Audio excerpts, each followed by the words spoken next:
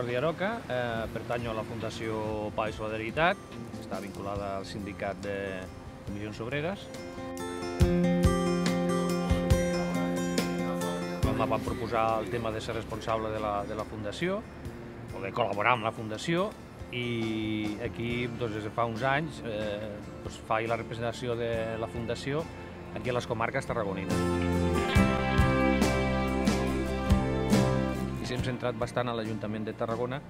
És una característica que és molt bona de l'Ajuntament de Tarragona perquè demostra que inclús amb crisi pot mantenir un cert nivell d'inversió en temes socials com ara és la cooperació internacional.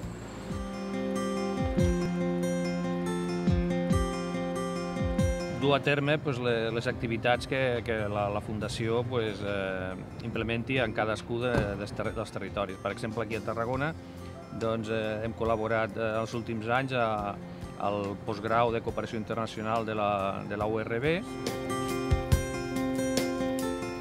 Com no podria ser d'una altra manera, al tractar-se d'una ONG vinculada a un sindicat, els nostres projectes van encarats sempre a col·laborar amb contraparts que siguin organitzacions sindicals.